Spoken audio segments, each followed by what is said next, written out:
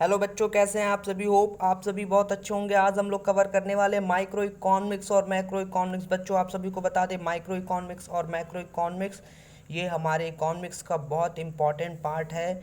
ये हमारे class 11th का बहुत अच्छा बेस है। अगर हम लोग को ये माइक्रो इकोनॉमिक्स और मैक्रो इकोनॉमिक्स बहुत अच्छे तरीके से आता है तो हमें हमारा कॉन्सेप्ट बहुत क्लियर होगा और 11th में ही इसे बेस माना जाता है। माइक्रो और मैक्रो इकोनॉमिक्स के अंदर क्या होता है और माइक्रो इकोनॉमिक्स मैक्रो इकोनॉमिक्स क्या होता है, ये सभी चीज़ें हम लोग को क्लास 11th में ही बहुत अच्छे तरीके से पढ़ लेनी चाहिए। ये बहुत बेस्ट पार्ट माना जाता है। तो चलिए आज हम लोग स्टार्ट करते हैं माइक्रो इकोनॉमिक्स। सबसे पहले माइक्रो इकोनॉमिक्स को बच्चों हम लोग कह सकते हैं प्राइस थ्योरी और मैक्रो इकोनॉमिक्स को हम लोग क्या कह सकते हैं, इनकम थ्योरी। जैसा कि आप सभी के सामने दिख रहा है, ये इनकम थ्योरी मैक्रो इकोनॉमिक्स को कहेंगे और माइक्रो इकोनॉमिक्स को हम लोग बोलेंगे प्राइस थ्योरी। बच्चों मैं आप सभी को बता दूं, ये जो नाम आपके सामने दिख रहा है ये बहुत इंपॉर्टेंट नाम है बच्चों। Adam Smith is considered to be the founder of the field of micro economics. Adam Smith एक ऐसे हैं जो माइक्रो इकोनॉमिक्स के फाउंडर हैं। ये सभी बच्चों आपको पता होना चाहिए। एडम स्मिथ जो नाम है आप बहुत अच्छे तरीके से इसको याद कर लीजिए। अगर आपसे कोई क्वेश्चन पूछता है कि who is the founder of economics, आप आंसर अपना दे सकते हैं Adam Smith. Because here we can see here that Adam Smith is considered to be the founder of the field of micro economics. So बच्चों Adam Smith क्या है, founder of the micro economics. बच्चों नौ हम लोग next नीचे बढ़ेंगे। बच्चों मैं आप सभी को बता दूं कि आप लोग का क्वेश्चन होगा कि सर माइक्रो इकोनॉमिक्स को प्राइस थ्योरी तो कहते हैं, यहाँ पे समझ में आ रहा है, बट माइक्रो इकोनॉमिक्स को कहते क्या है, इसका नाम तो बता दिए, एग्जैक्टली होता है क्या, इसको अच्छे से समझाइए। फाइन बच्चों, आज हम लोग समझने वाले माइक्रो इकोनॉमिक्स जा रहे हैं हम लोग समझ दें दी टर्म माइक्रो। जो माइक्रो वर्ड है भाई, जो माइक्रो वर्ड है, micro has been derived from Greek word. आप सभी को हम बता दें ये ग्रीक लैंग्वेज से आया है। ये ग्रीक लैंग्वेज में इस वर्ड को माइक्रोस को उठाया गया है। इस माइक्रोस का मतलब होता है small. The term micro has been derived from Greek word mikros. Mikros which means small. Mikros का मतलब क्या होता है बच्चों, माइक्रो का मतलब होता है स्मॉल।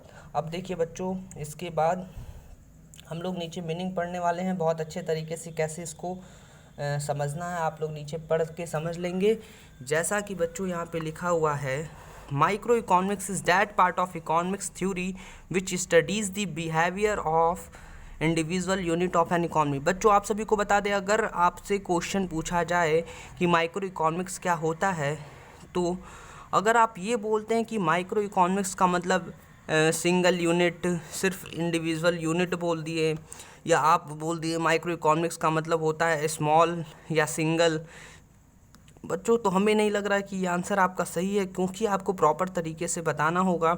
माइक्रो इकोनॉमिक्स का मतलब ये है कि वह पार्ट जिसको हम पढ़ते हैं।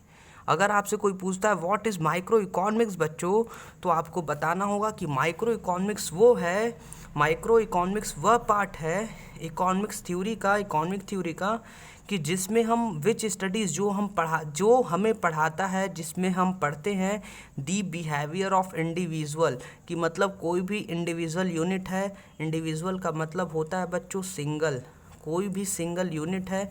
यूनिट का मतलब आप लोग बच्चों बिजनेस मान सकते हैं, तो कोई भी बिजनेस है, कोई भी सिंगल बिजनेस है, छोटा सा बिजनेस है, अगर उस बिजनेस के बिहेवियर, वो बिजनेस कैसा काम करता है, कैसे प्रोडक्शन करता है, उसके बिहेवियर के बारे में अगर हम लोग स्टडी कर रहे हैं तो उसको कहते हैं बच्चों माइक्रो इकोनॉमिक्स। और इसी के साथ साथ नीचे फॉर एग्जांपल हम लोग देख सकते हैं बच्चों, अगर आप किसी सिंगल आदमी के, इंडिविजुअल के इनकम के बारे में अगर आप स्टडी कर रहे हैं तो उसको क्या बोलेंगे, माइक्रो इकोनॉमिक्स।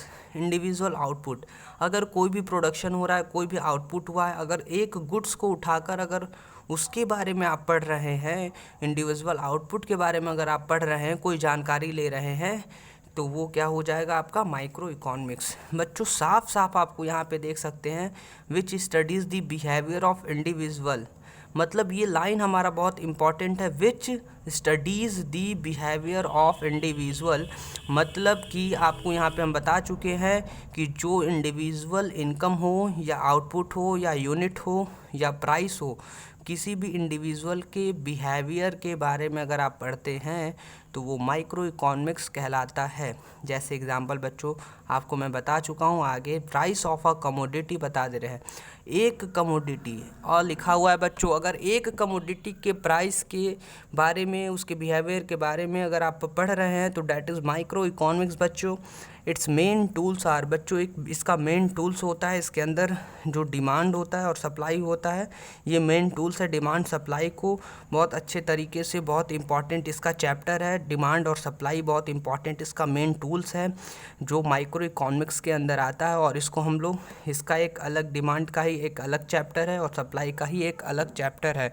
तो बच्चों जैसा कि हम लोग माइक्रो इकोनॉमिक्स ख़त्म कर चुके हैं, अब हम लोग आगे बढ़ेंगे मैक्रो इकोनॉमिक्स की तरफ, और हम लोग दोनों पढ़ने के बाद इसको रिवीजन कर लेंगे बहुत अच्छे तरीके से। जैसा कि बच्चों आप लोग माइक्रो इकोनॉमिक्स पढ़े हैं तो माइक्रो इकोनॉमिक्स में आपको ये पता चला है कि स्मॉल होता है और सिंगल होता है। इंडिविजुअल मतलब सिंगल, स्मॉल होता है और सिंगल होता है।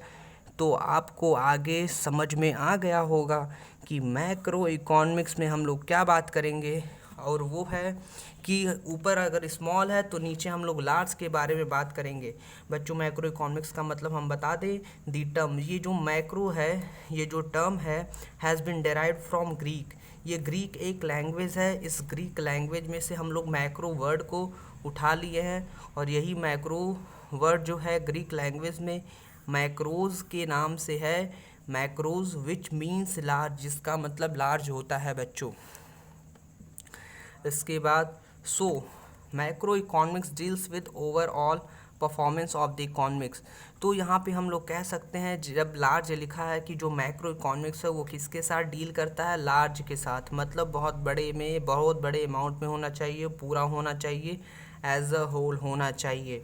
तो बच्चों तो यहाँ पे लिखा हुआ है, मतलब मैक्रो इकोनॉमिक्स हम किसको बोलेंगे, मैक्रो इकोनॉमिक्स एक ऐसा इकोनॉमिक्स है जो डील करता है किसके साथ, ओवरऑल, मतलब पूरे country, overall performance of the country, हमारे कंट्री के पूरे ओवरऑल परफॉर्मेंस को ये डील करता है। मतलब पूरा लार्ज अमाउंट पे हम लोग इसको ले लिए हैं, लार्ज में।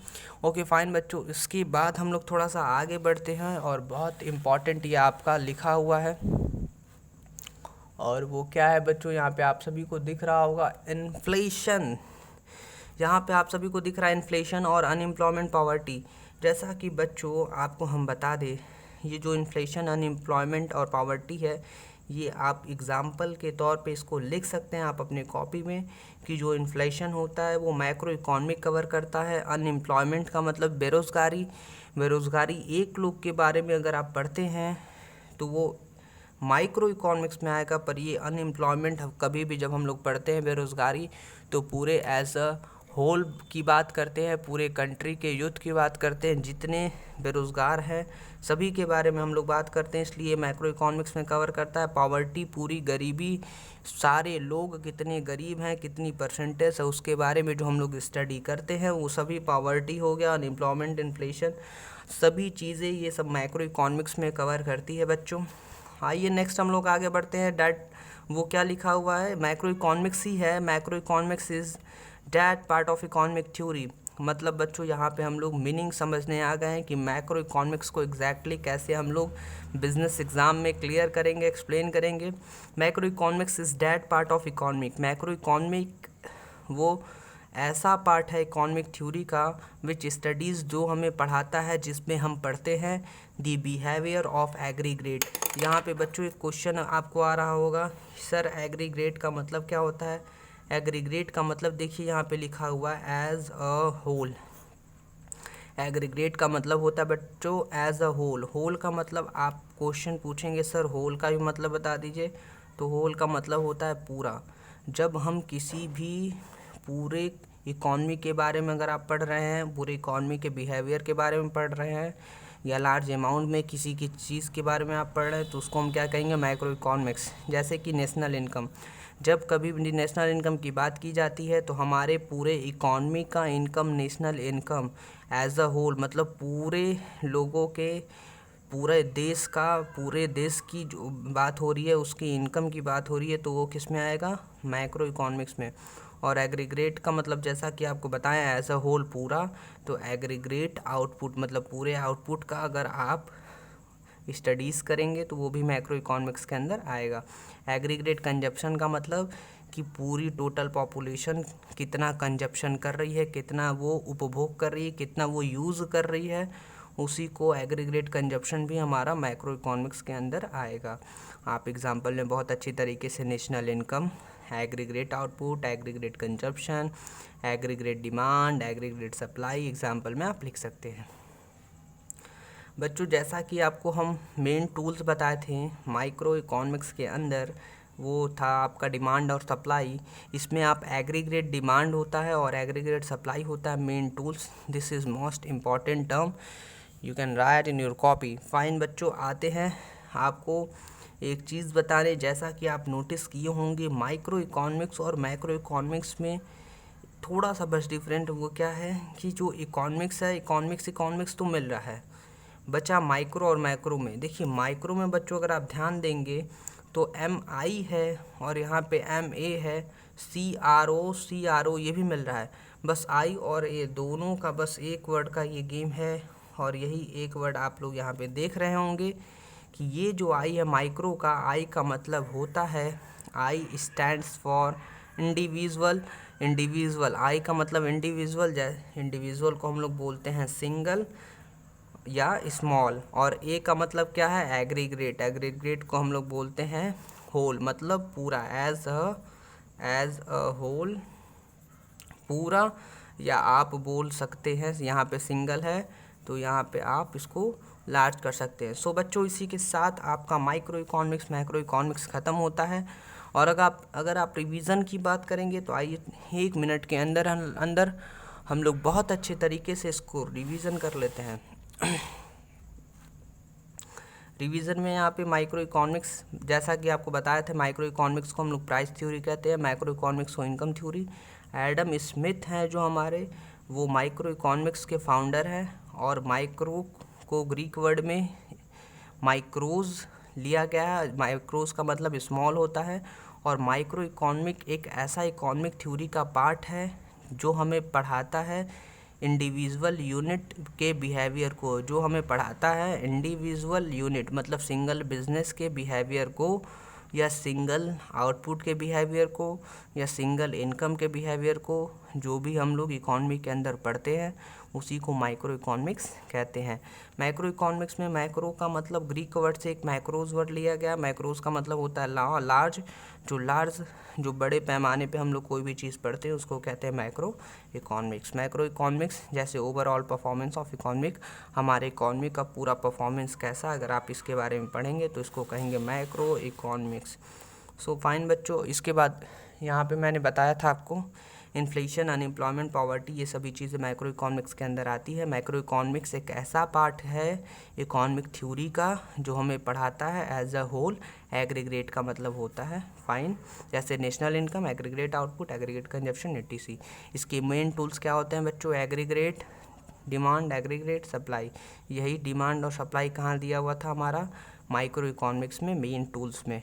और माइक्रो, आई का मतलब होता है इंडिविजुअल का मतलब होता है सिंगल। मैक्रो का मतलब ए, मैक्रो में आएगा आप ए से, ए स्टैंड फॉर एग्रीग्रेट, और एग्रीग्रेट का मतलब होता है लार्ज या एज अ होल। इसी के साथ बच्चों थैंक यू सो मच, आपका क्लास यहाँ पर ओवर होता है।